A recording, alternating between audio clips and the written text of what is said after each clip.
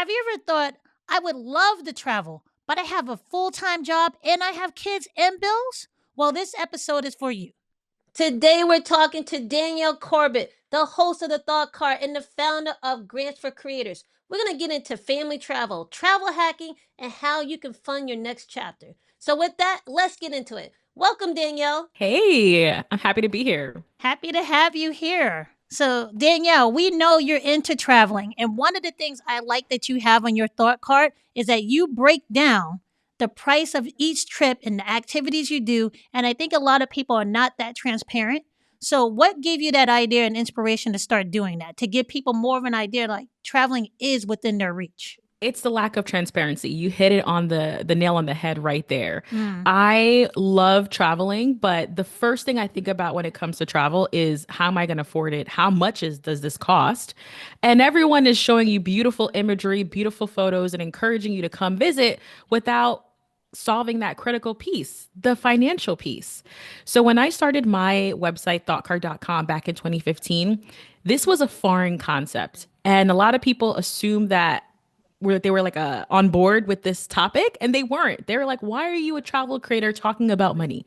And why are you a money creator talking about travel? But to me, travel and money are two sides of the same coin. It's literally heads and tails, travel and money. You need money to travel, whether it's your own money, whether you're travel hacking, whether you're doing it for work, there's money involved. So I took it upon myself to keep all of my receipts for all of my trips and just break it down. Now, when it comes to these budget breakdowns, I'm always another layer of transparent by saying, currently, I love food. So I'm going to go all in on luxury food experiences. But I don't mind getting a cheap flight. I'm not flying Spirit though, but I don't mind getting a cheap flight. So I really like to provide context as well to let them know like, hey, this is how I travel, and if you like to travel like this is how much it costs. So that's really the inspiration for getting started.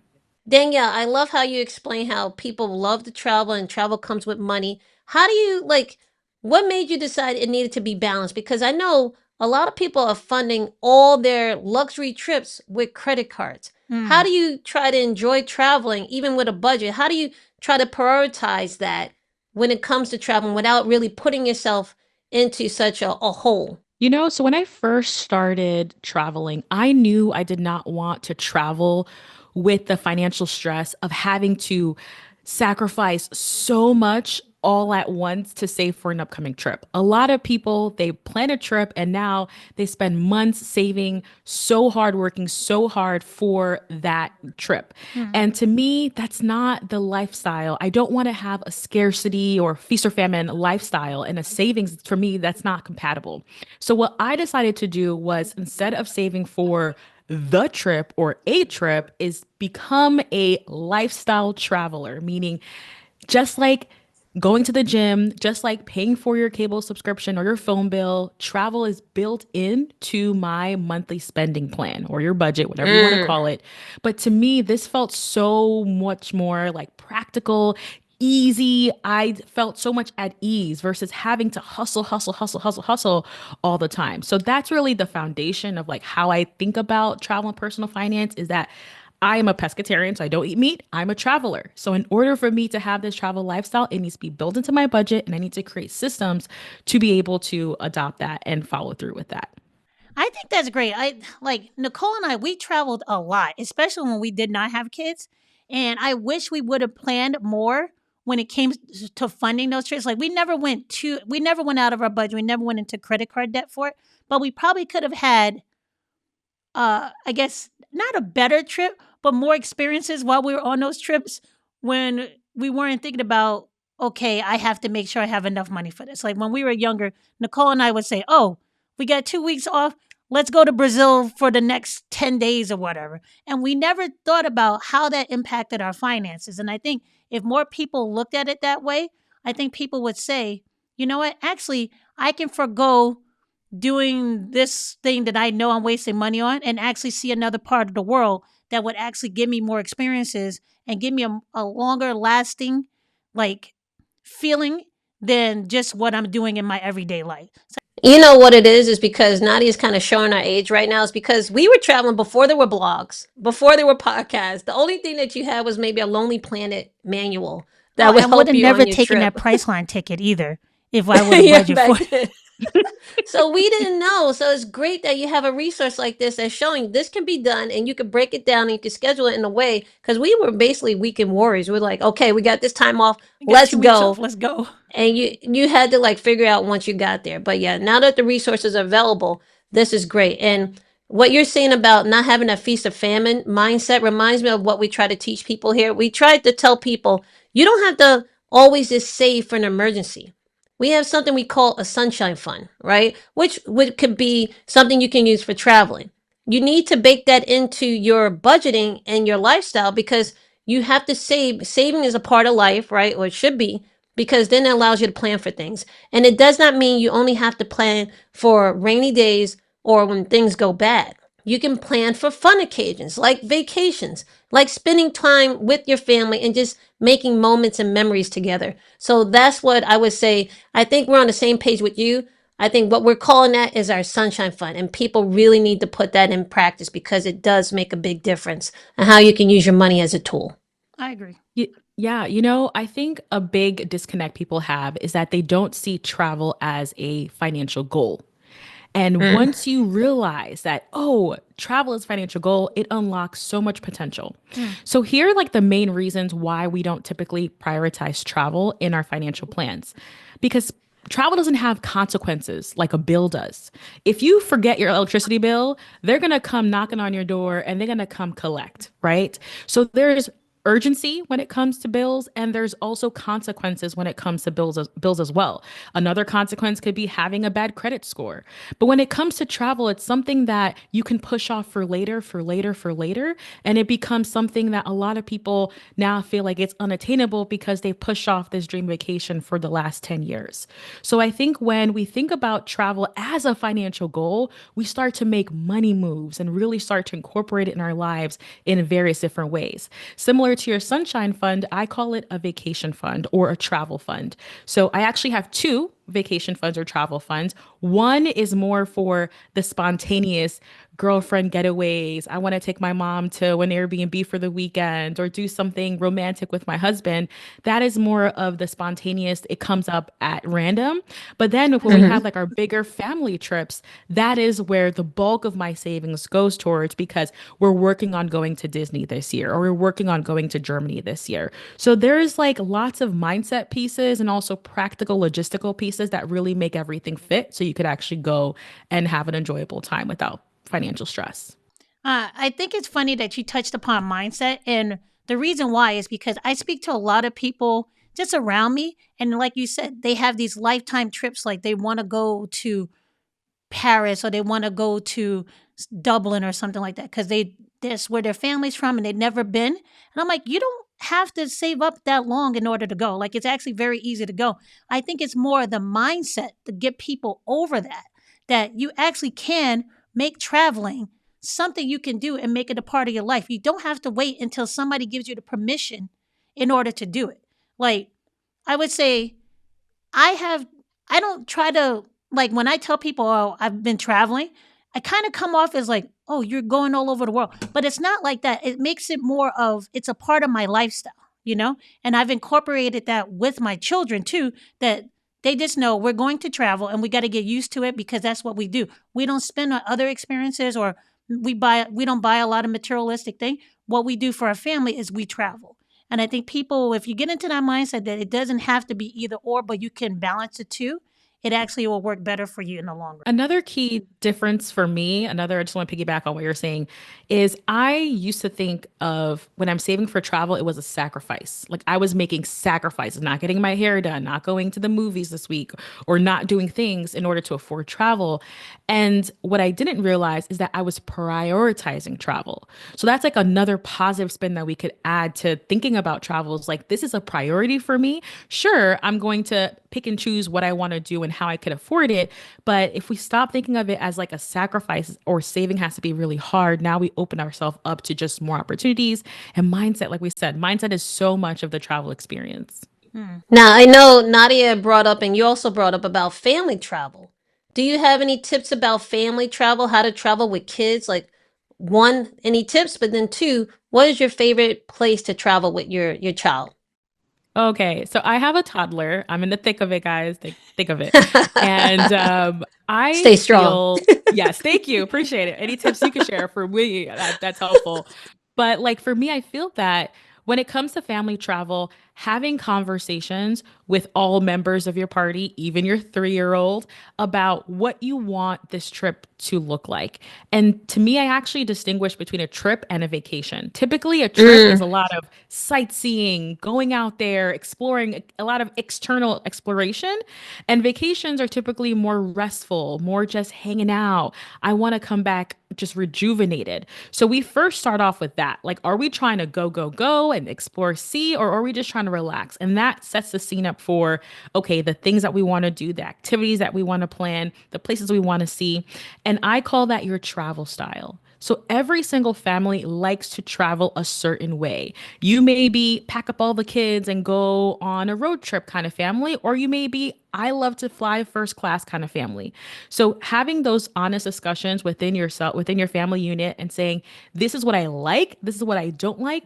When it comes to now the financial piece, you can say, well, I really want to do first class, so we need to kind of back off on something else, or we need to kind of figure out how we can prioritize this family value versus another family value.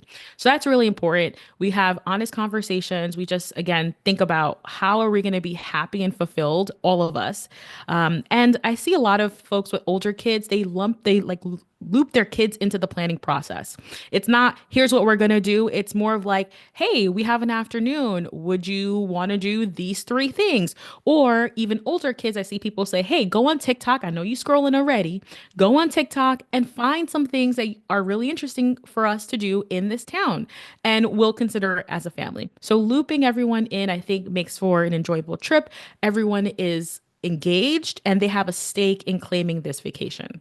Yeah, Yeah, you know I what? don't think This I'm hits at that point so yet. We're looping I the no, kids in. this actually this hit so close to home because I recently took a trip to Japan with my family.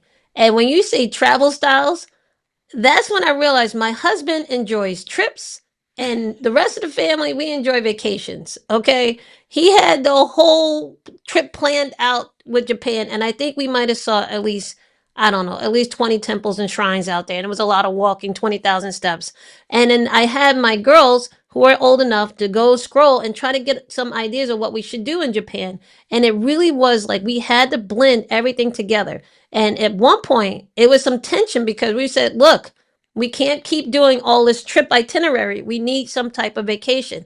And that's when we said, okay, as a family, let's give the kids a yes day. And we went to a theme park and we just all like hung out that way. Because it's funny because if you don't know the travel style of your partner, it could cause a lot of tension, just like financial tension. If you don't actually have those conversations of, financial conversations, you don't know if you're on the same page, it could cause tensions. Same thing. If you're doing travel and you're not on the same page, or if you're a trip or a vacation person, this is how this trip is going to go, there's going to be a little bit of, friction in that relationship as well. So that just recently happened. So now I know my husband's style. Real I So life that's think good examples. advice. in our Exactly. Yeah. family, we've learned one, you got to understand if you're letting people pick the hotels, make sure you're in agreement with what that hotel should have, right? I've been married to my husband for 14 years. He understood after the first year when I let him pick hotels, we're not sharing bathrooms, right? As soon as I saw him book a hotel that looked like that, I No, said, no, no, cancel the it. honeymoon. The honeymoon. It was the honeymoon. The He, honeymoon. Nadia her honeymoon was in Hawaii, but it was a yes. campsite. My Hey, honeymoon, okay. Hawaii though, Okay, Hawaii well, is let's put it pretty this way. nice. I was still working at the time. And I was like, you know what? I was in London and he was preparing the wedding and planning it mostly with Nicole. So I didn't really have that much of a planning effort in the wedding. So, as a token of my appreciation, I said I would let him do something in Hawaii that he wanted to do. And he wanted to camp for the first week that we were there. I had never camped in my life. And I was like, camping in Hawaii? And he's like, yeah, we're going to do it. I said, well, why don't the first night we just book a hotel? And he's like, no, no, no. I said, just in case there's something wrong with the flights. I booked a very nice hotel and we were both happy because if you have not been to Hawaii, it's pitch black by 6, 7 o'clock. Okay. And I said, you wanted me to set up a tent and stay in the camping site the first time ever in pitch dark? I'm like, come on. The next day we did it. It was a good experience, but after that week, we both established that I'm a more of a hotel person. He's happier when I'm happier, and it works out. Happy life, happy wife, happy Happy life, wife, right? happy life. But as a family, we fall more into we're the vacation family. We like going on cruises. We like doing road trips. We like just seeing stuff, but we don't like having too many things planned out. And as a family, that works for us. Nicole, I don't think they're big on the cruise thing, but we do at least one or two cruises every year. It just makes it easier on all of us. And with both of your examples here, it's all based on experience. Like as much as we want to talk to our spouses and family members about the kind of experiences we want when we travel, sometimes you just have to be there and like have that experience and be like, we ain't never doing that again. Exactly. So it's a learning process. And what I try to do is after every trip, I don't make it too formal, but I do try to have a debrief, whether it's for myself or with my family, and just be like, hey, what worked? What didn't work? What would have been better? What can we improve upon? Like all of those things just again helps us to stack on more knowledge and make our future experiences even like more impactful. And I loved how we also talked about like not packing your schedule, especially when you go to destinations that your dream. Like for me, Japan is a dream destination. A lot of times we feel like we may never get to go there again. So while we're here, we got to just do every single thing. Mindset shift. Okay, based off of our travel savings goals and having this part of our lifestyle, we could potentially go again. So let's have a slower pace, enjoy ourselves, and not do too much. And, always have something that you want to look forward to in the future. So, for example, a real example of this is like for me, I love Iceland. I fell in love when I went to Iceland for the first time. And I've been now 3 times with the fourth trip on the way. So it's Wow. like there's always, I feel like with the right mindset, you could always go back. So these are some things, again, we could kind of tackle on as we're trying to put our, travels together as well. Yeah, I Hmm. agree with that. So now, Danielle, I want to get into credit card points to help you Yes. travel. How can you do that? How can you like have credit card points where it just upgrades your travel or just allows you to travel more? Can you explain that? Yes. Okay. So this is a whole nother level. I like to call this like level 2 of affording travel. The first level is about savings, having your savings system and your strategy. And then level 2 is leveraging points and miles. So what happens is that credit card companies all have different types of credit cards out there, and they incentivize travelers in particular through points, which is typically their own type of currency. You have miles, which is typically like the airline has miles.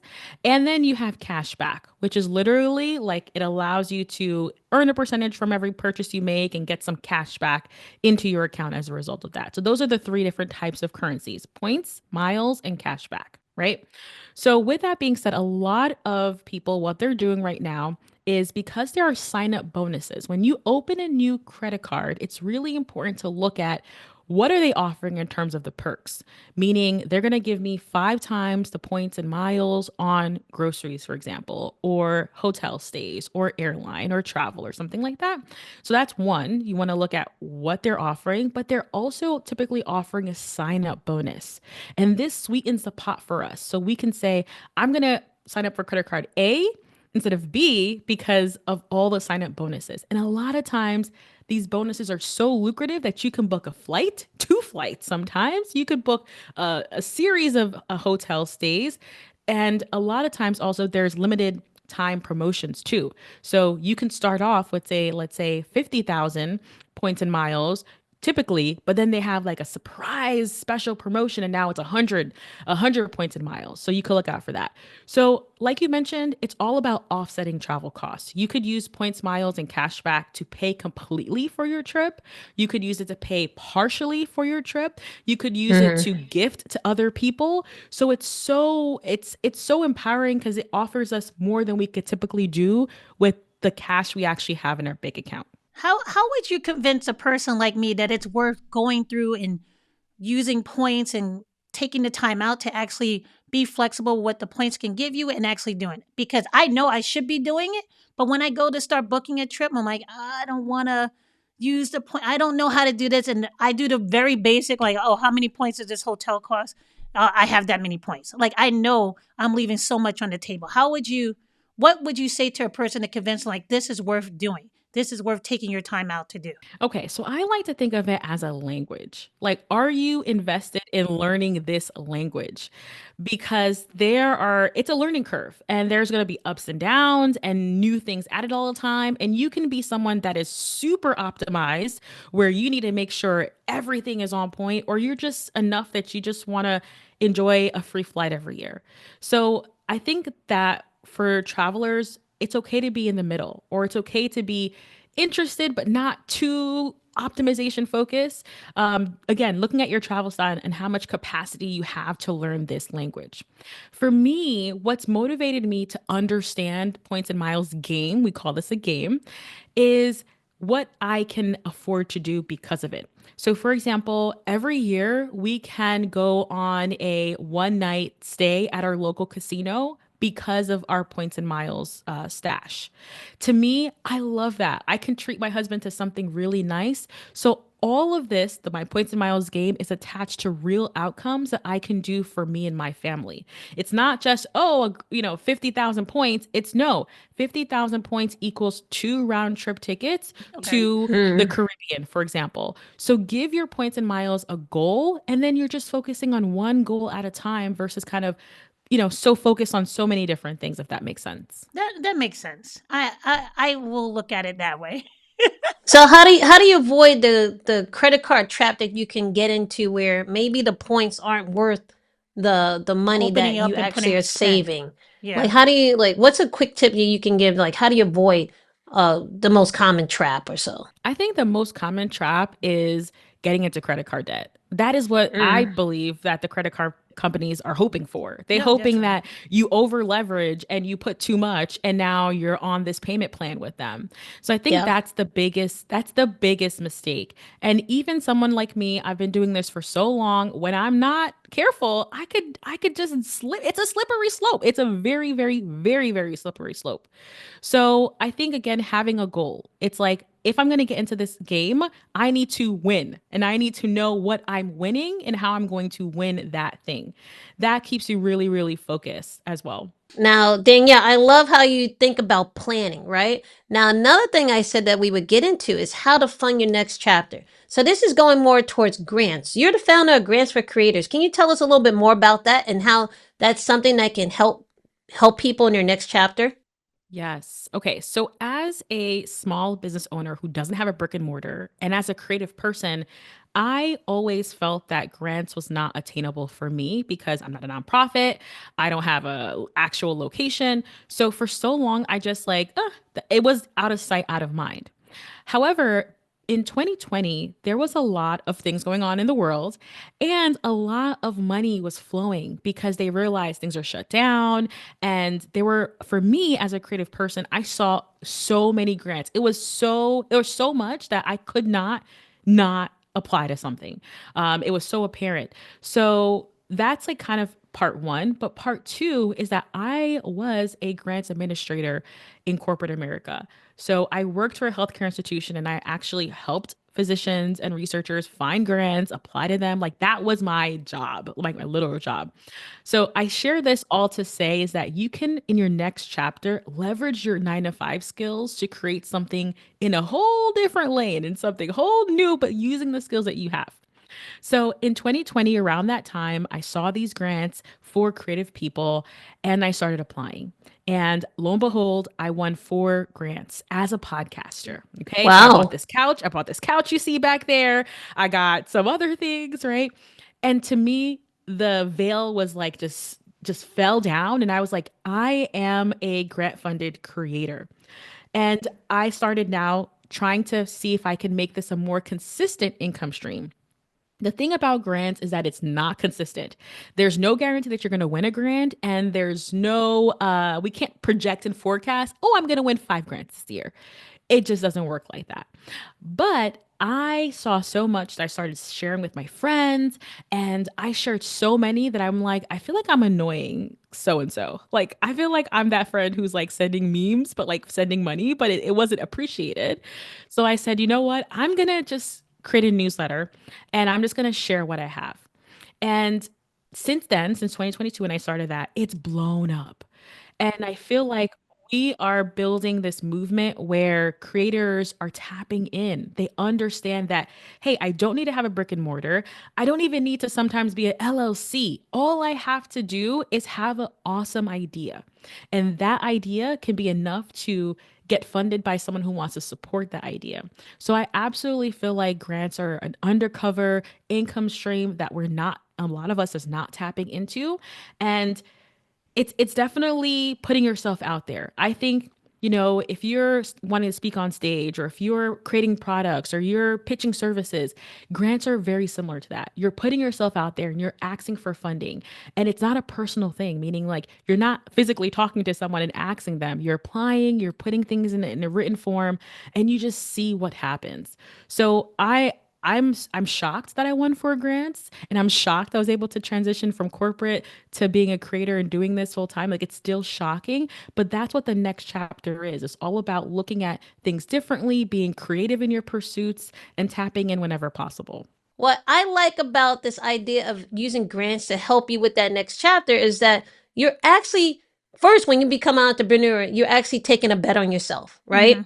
But it's not so much of a high risk bet if you're using grants to help you fund it, right? Because that means you're not doing it by yourself. And on top of that, if you're a person that believes you can become an entrepreneur and you have something to share with the world, and you know you have talents that you can leverage, then you should take a bet on yourself, because there are companies that took a bet on you and gave you that position and you did well in that position. Then why not take a bet on yourself in your next chapter, but also get help from other companies once you just announce to the world what value you're going to bring to the world in a different way. So I love the fact that grants are out there and it's something that needs to be tapped more. I know Nadia and I We didn't think definitely about need to it, tapping that. and we need to get on your list first off, Exactly. because my Nadia and other friends of mine are sending me true memes. I wish they did share more information like that, Yeah, but we went ahead and it's denied you. We were great. like, keep them coming, Danielle. But my thing is, it also goes back to mindset, Like, you have to get past the mindset that something's not possible for you. Traveling is Yeah. possible for you. Creating a business is possible for you. Getting funded for that business is possible. You don't have to put yourself in debt for either one. This is what's possible. I think the old mindset is what's holding people back because this is a whole new world. And I think as we go forward, a lot more opportunities are going to be available for people who are in the creative field. And creative field could be Nicole and I are in the creative field. Like, we're on YouTube. You guys are watching us. So there's way more scope in the creative field than you actually can think about now, that you actually can think about what is my next step if I want to leave a full-time job and pursue my passions. All right. There are people who are doing it and are getting funded for it. So why not you? Now I want to say here's another thing that I think mindset has to be turned differently. Many people think that, especially women, believe they can't become entrepreneurs or Mm, do all the things that we're talking about on today's episode because they have children. yeah. How do you get around that? Danielle, how are you doing this being a mom? Okay, so I'm a mom and I'm also a stay-at-home mom who Okay. has very limited time to do the creative work that Mm, I'm doing. So I think if possible, having a really solid support system, even if you don't have a system that can give you time back to do things, but like people who are encouraging you, people who are checking in on you, people who know what you're up to and they want to see you win. So that could be a friend, that could be, someone in your family, a family member. I feel like that has always been helpful because there's a built-in accountability there, but also this encouragement piece. Sometimes the entrepreneur, at least for me, I found it can be very lonely and isolating. Hmm. And you're kind of like creating like in this little vacuum and bubble. So building a community around you, I think, can be very helpful. And if you don't have one physically, like close to you, of course, there are online communities as well. Hmm. I also find a lot of inspiration from my kids, actually. So the Grants for Creators idea, it actually came when I was pregnant. And, it's a funny story, but like I really was inspired during my pregnancy to create that project and to actually do the work. And now that my son is 3 going on 4, there's always like little bits and pieces that I'm finding inspiration from, seeing things in his through his eyes or through his lens that are now infused in my business as well. So they can be a very good creative inspiration. Another thing I see is that I'm inspiring my son to be thinking outside the box. Like corporate is there, it's going to be there, but there's also other avenues. And I've seen my mom be successful doing other things as well. So I'm thinking about the legacy that we're building, the values that we're instilling in him. These are all things that play into like this decision. A last thing I want to say is that, again, I'm a stay at home mom, I'm doing this creative full time. It's managing my time and knowing that I can't compete with other creators who do this 80 hours a week, who can knuckle, white knuckle and grind. Like, I'm not trying to do that. I am just trying to be 1% better, do my thing 1% better every single day. So my to-do list may be a lot shorter, but it's very intentional and I have no time to waste. So I have to really put my head down and really think about, what do I want to do? What do I want to achieve? These are all things that I feel like when I was, didn't have a child, I could do a lot more. I spent a lot more time doing things and I did a lot more, but a lot of it was wasteful. So the Yeah. intentionality when you have a family, you have less time typically, but it's so intentional and your results can be a lot faster too. I agree. Yeah, when you say time, I realize how much time I had that I wasted before children and before being married. But now, because I'm in a different place, I have to be much more efficient with my time. So I think when people say, I'm working, I can't do this, you have to realize, really maybe take a day or a week and see exactly how are you spending your time. And what I like about what you said too is that even you're a stay-at-home mom, that goes back to finances too. Being on the same page with your partner, being on the same page with your family, with the amount of support you need, not both emotionally, physically, but also financially. These things can be done if you plan for it and say, look, this is what we want as a family. This is how we're going to help all of us move forward. And as long as you have a plan and you know where you're going with that plan, things could be achievable. So I definitely I believe in that, and yeah, and it's definitely possible. And I think this whole video could be titled "How to Think Outside the Box." Whenever you think Exactly. you're in a box, we're showing you with different pieces, travel, how to become an entrepreneur, how to do this on a one income budget, or even just because you're a parent. It's about thinking outside the box and making a plan on how to do it. I would agree with that. I would also say it's about being intentional Yeah. because you don't it, people talk about work life balance, but you have to prioritize which one is better, which one you want more. Do you prioritize your family or do you prioritize your career success? But at the end of the day, you have the chance to balance it in a way that works for your life. Like you said, you're a stay at home mom, but you also are an entrepreneur and you work from home also, and you found a business that fits into that. Same thing with Nicole and I. We have multiple children between the two of us, but we make creating wealth twins and we make creating products worth it and in a way that it doesn't impact our family because we made them a priority, but it also allows us to still be like ambitious and make our own hit our own goals at the same time. And I think that is something that's beneficial for women, especially if you're a mom. You can do it and not feel like you're pulled in every direction. You can control the directions you're pulled in and the amount of time you're pulled in each direction, which to me feels like you have more freedom as an entrepreneur than you do in the corporate world when it comes to your schedule. But you also have to say, okay, what are the sacrifices I'm making here, or what do I have to like? No, I don't want to say sacrifices, but what do I have to put in and understand? It may be not as high in the beginning, but I'm willing to work with that till the time I can be more successful doing both. If that makes sense. Yeah, for sure. It's always a balance game. It's always a balance. Like for me, sure, I'm a stay-at-home mom. I'm saving no daycare, which I've heard is so astronomically It's expensive right rent. It's now. a rent So payment. it's a mortgage. It's a mortgage payment. Yes, yes. So I'm saving, but I also need to be very more selective with my time because I have less hours to work, right? Or I may have to tap my husband and we have to come up with the creative schedules that we can make it all work for us, right? Exactly. So there's always give and take, but you get to decide what that looks like. And especially during this, like I would say economic uncertainty, I think this offers a lot of opportunity for us to be creative and for us to think outside the box and experiment and try new things.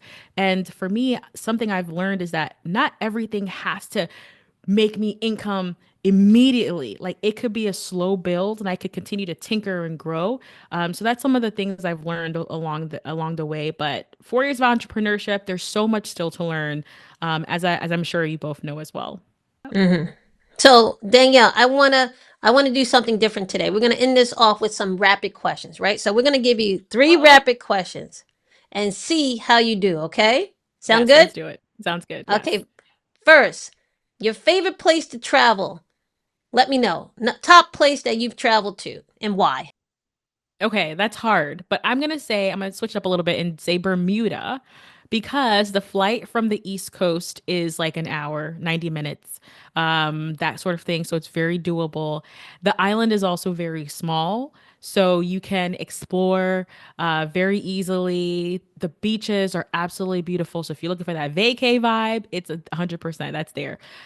The cons, though, have your budget ready, okay? Because it's not a I'm cheap about to say destination. Bermuda's expensive. Bermuda is expensive. It is expensive. But there's something about the island that really draws to me. So that would be my top for now.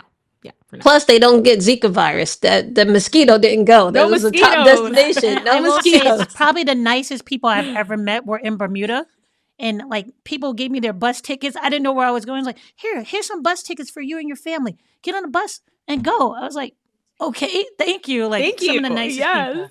Yes, that's amazing. Second question. What was the best vacation you used with travel points? Oh, so we're a Disney family. So whenever we can travel hack some part of Disney, that's always a win. So we're going to Disney in June and we were able to fully pay for our 3 round trip tickets to Orlando. And that to me is a win. Like my mother-in-law got to pay thousands and I just paid $50 for taxes and fees. So that What? was a huge, yes, that was a That's huge great. win for us.